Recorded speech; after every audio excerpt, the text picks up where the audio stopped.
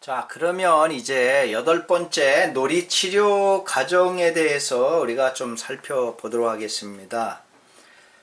첫 번째는 접수 상담입니다. 아동의 문제를 파악하고 그 발달력을 살펴보는 거죠.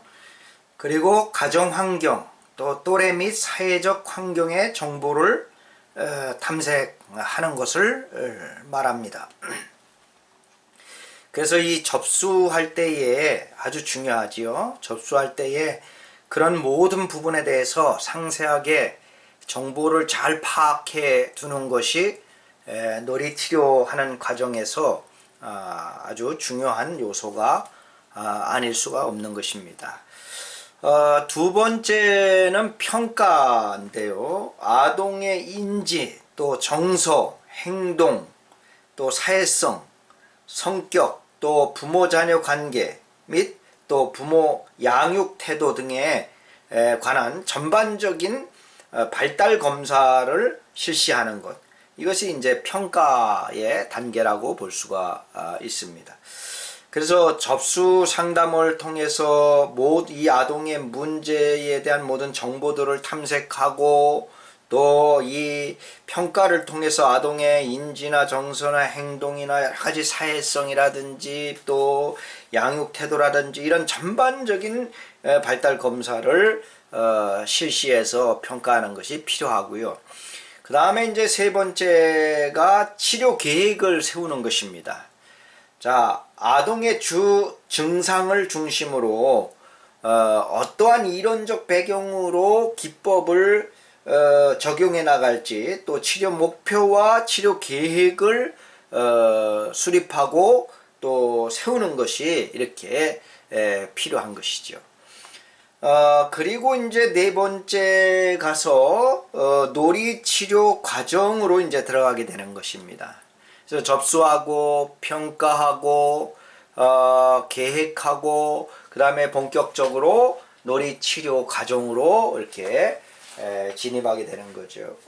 오코너는 젠버그의 그 놀이치료 과정을 변형해서 이렇게 여러 가지 다음과 같이 이제 나누게 되는데, 자, 초기 과정을 도입과 탐색의 단계로 보고 아동이 낯선 환경과 낯선 사람에게서 편안함을 느낄 수 있도록 치료자는 안전하고 보호적인 관계를 맺도록 해야 된다고 하는 것이죠.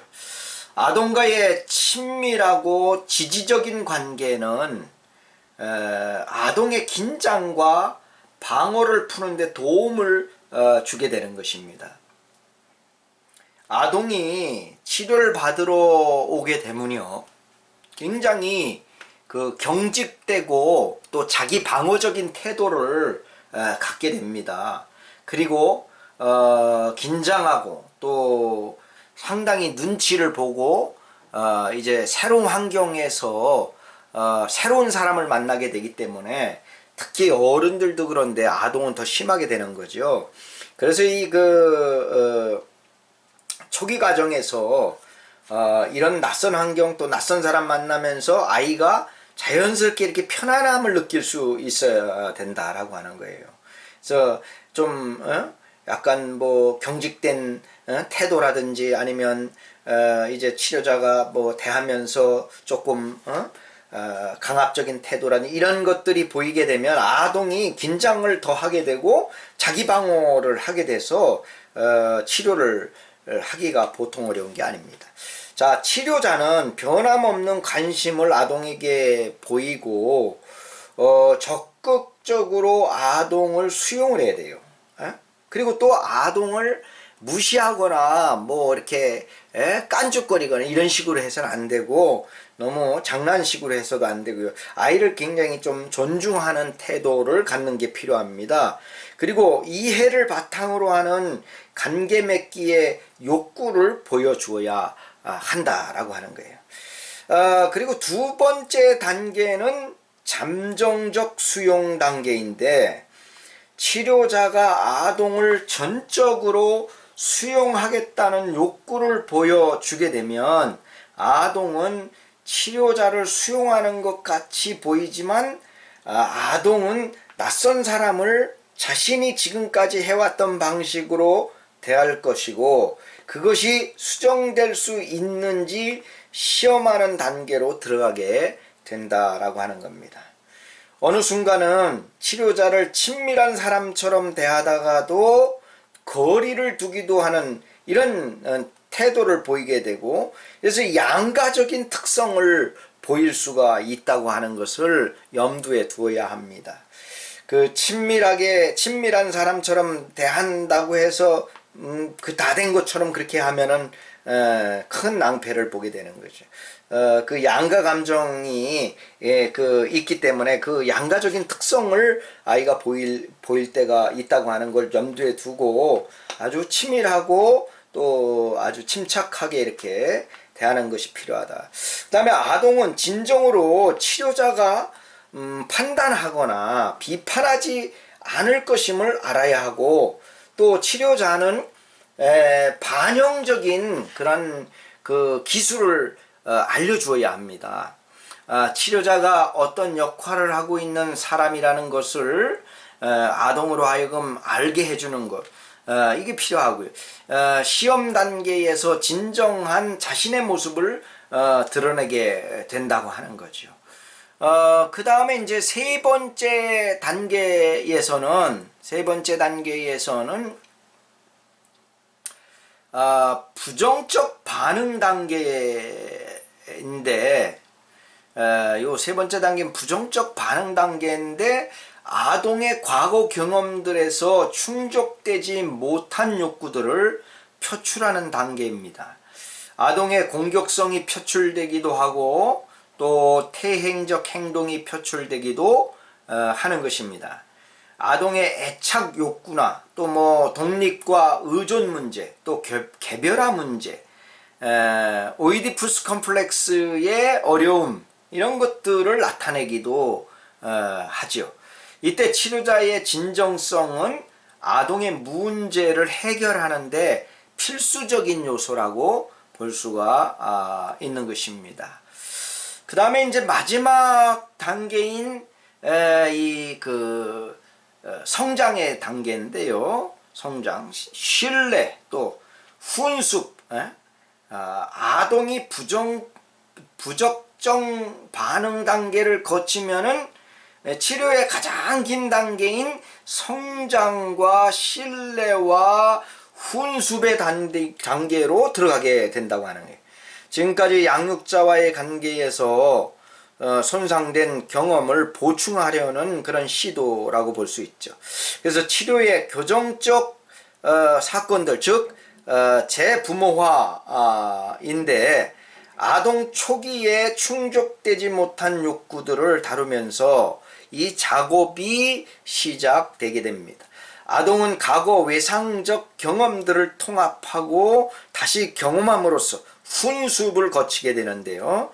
현재 기능을 높이기 위해 과거의 부정적인 면, 또 긍정적인 면들을 현재로 통합해야 하는 것입니다.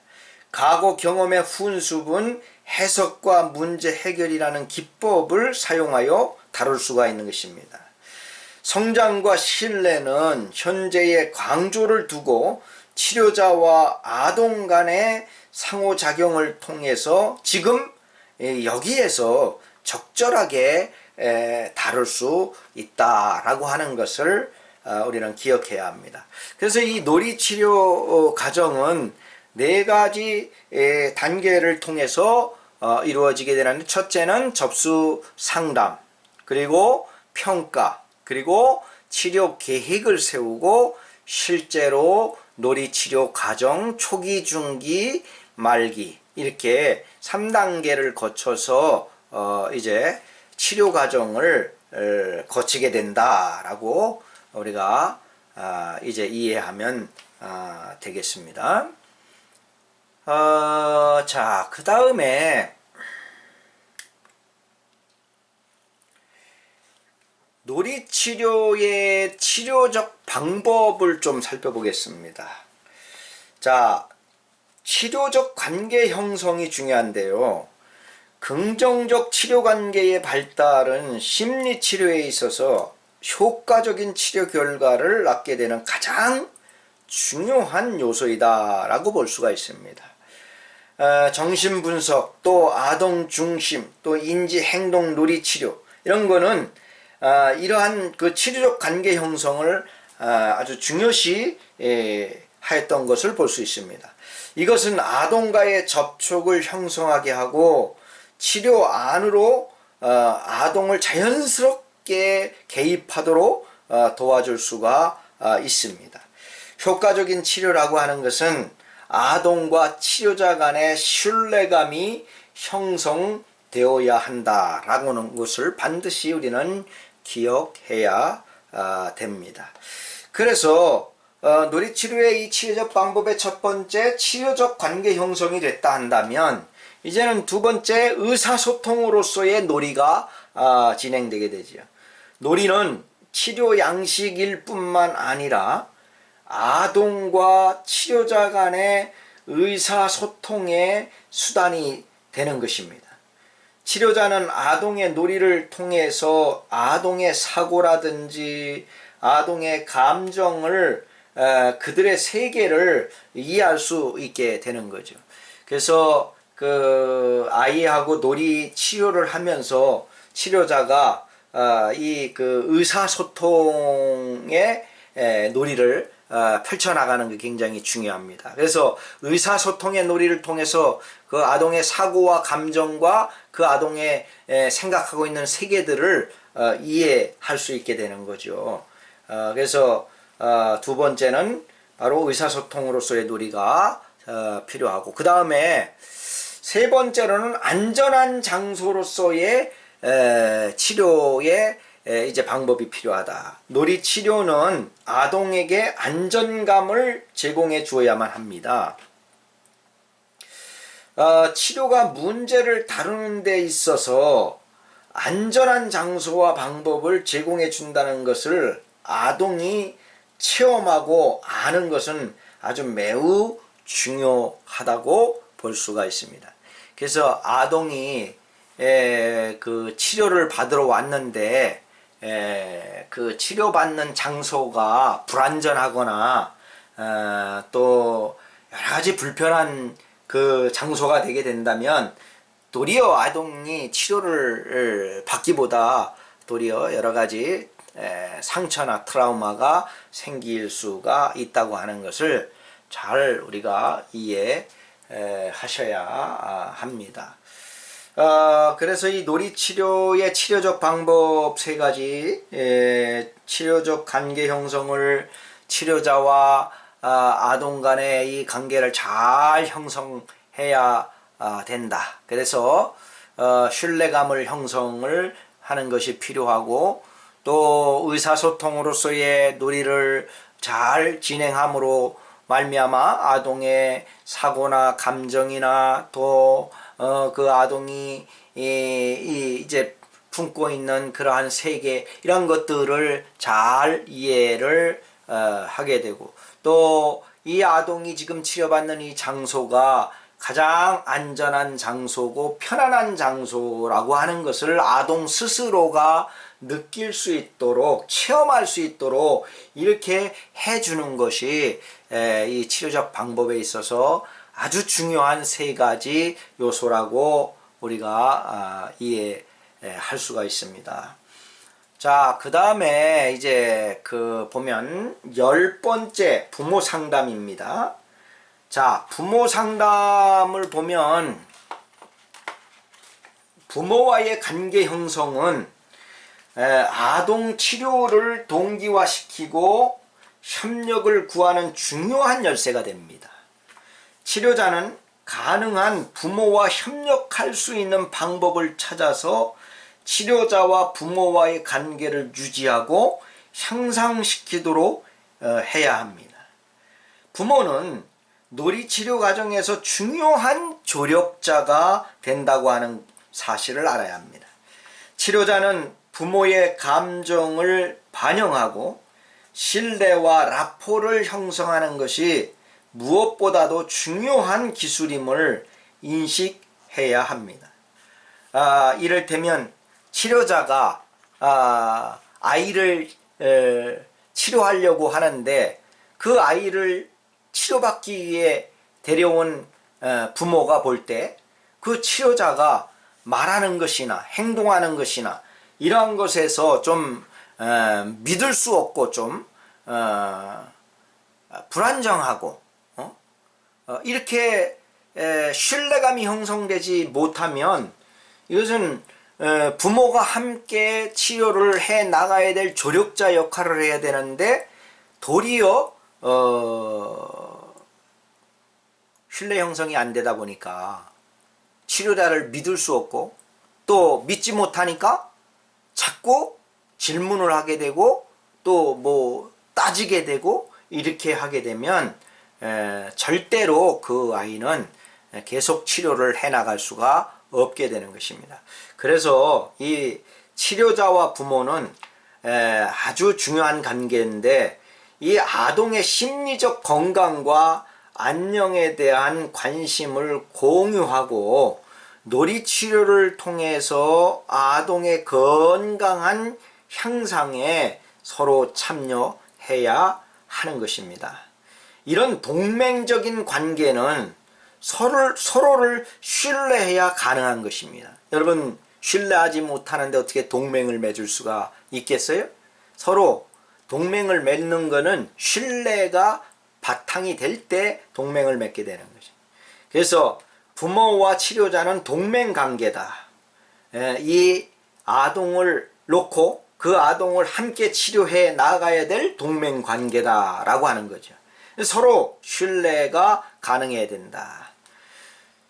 치료의 효과를 극대화하기 위해서는 치료자는 아동에 대해 보다 더 잘 이해하여야 하기 때문에 부모에게 아동에 관한 정보를 상세히 듣는 것이 아주 효과적이라 할 수 있습니다.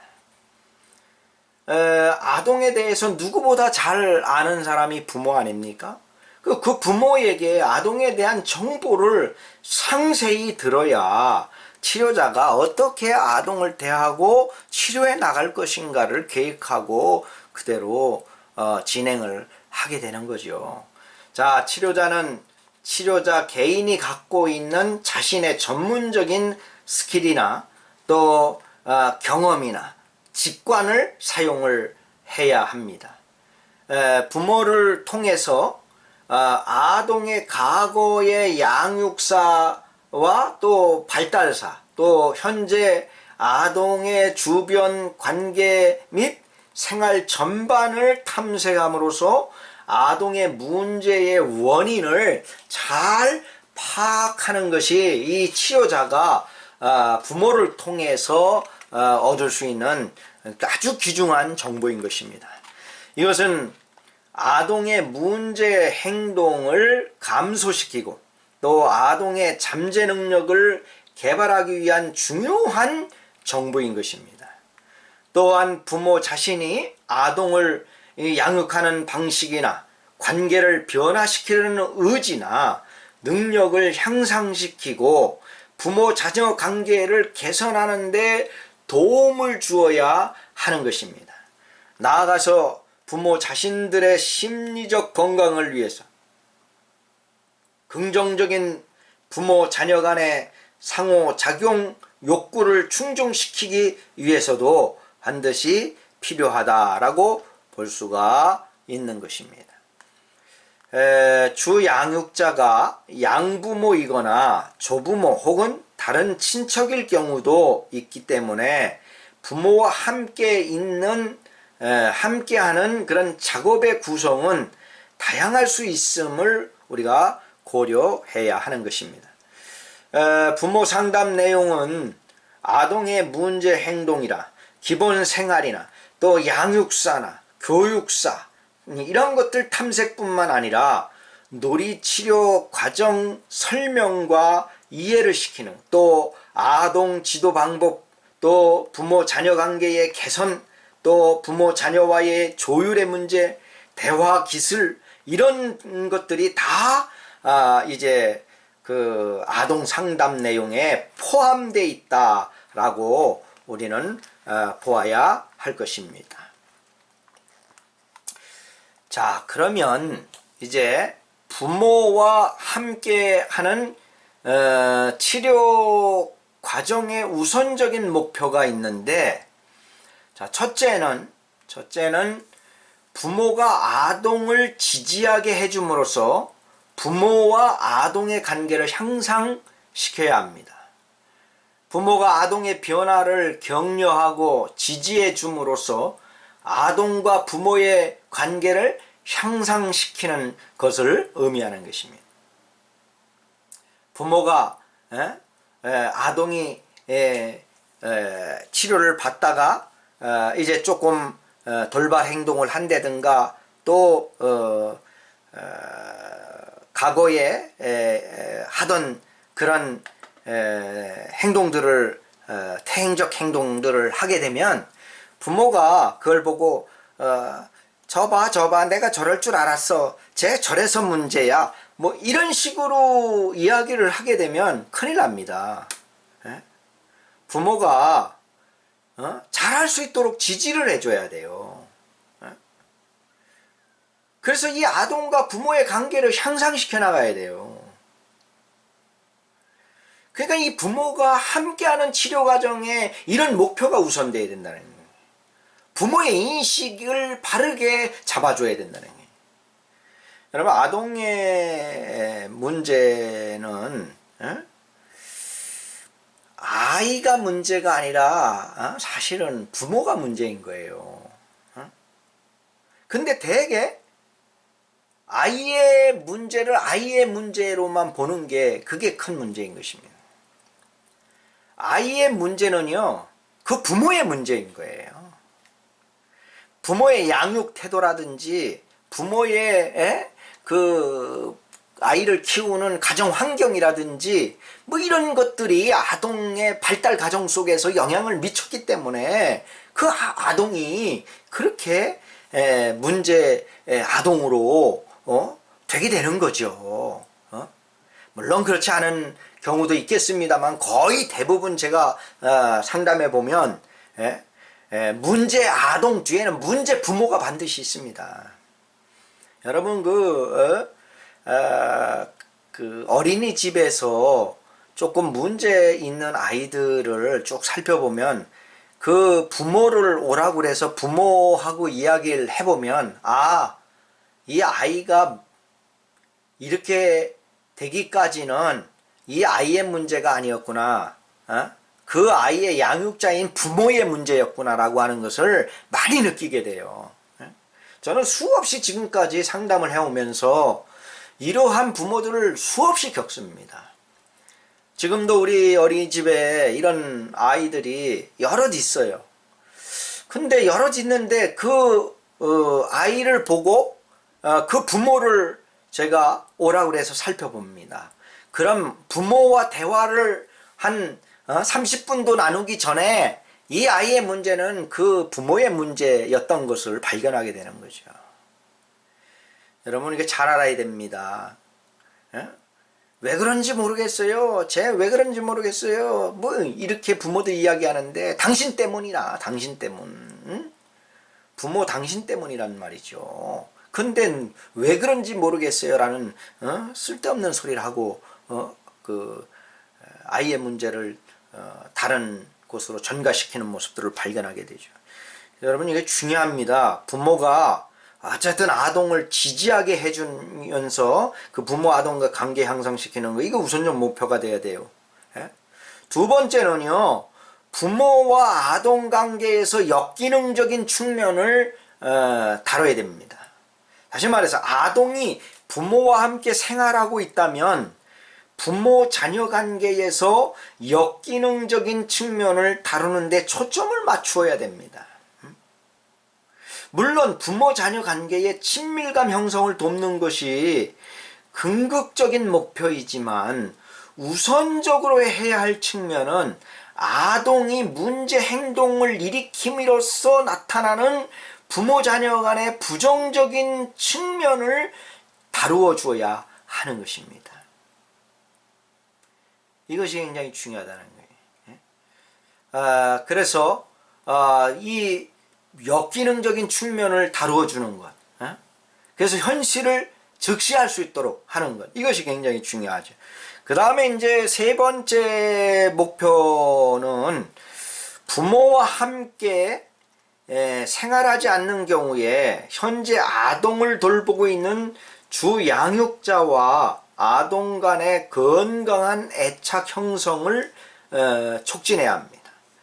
아동이 어떠한 이유로 인해서 현재 부모와 생활하고 있지는 않지만 현재 아동을 돌보고 있는 양육자와의 관계 개선에 초점을 두는 것이 우선순위인 것입니다. 이런 경우에 현 양육자가 조부모나 양부모나 그 외의 친척인지에 상관없이 그 양육자와 건강하고 또 강한 애착이 형성되도록 촉진하는 데에 초점을 맞춰야 되는 것입니다.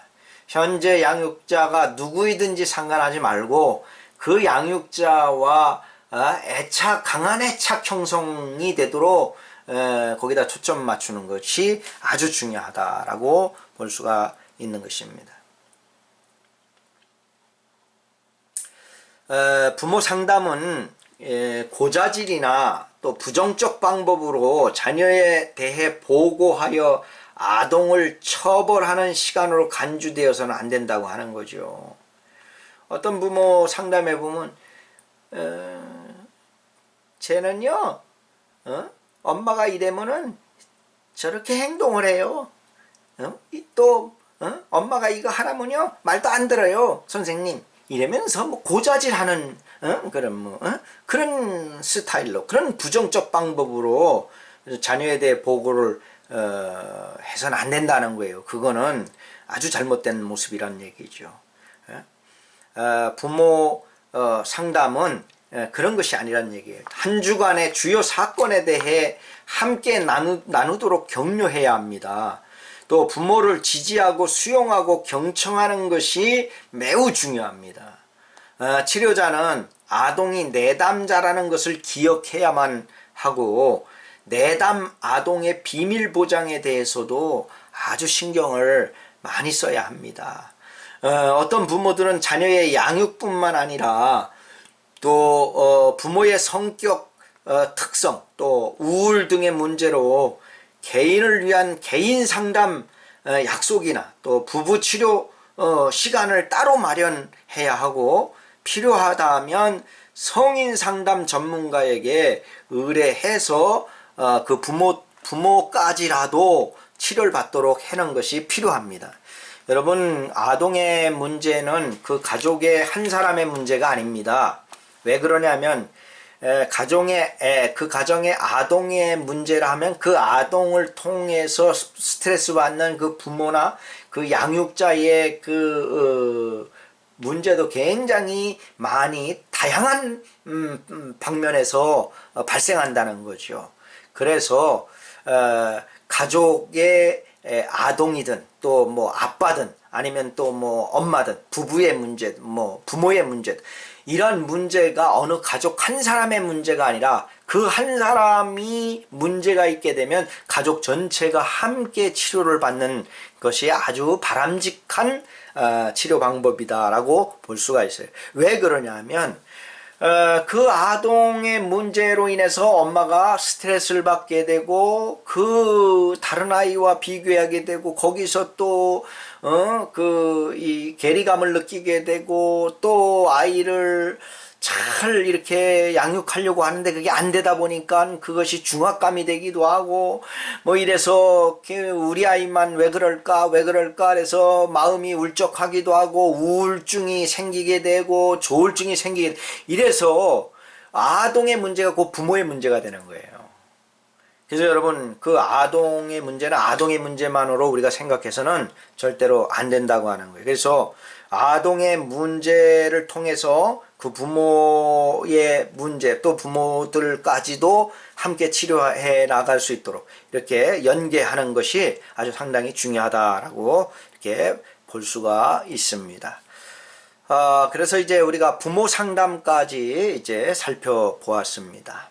자, 다음은 이제 11번째 치료적 태도와 반응에 대해서 살펴보도록 하겠습니다.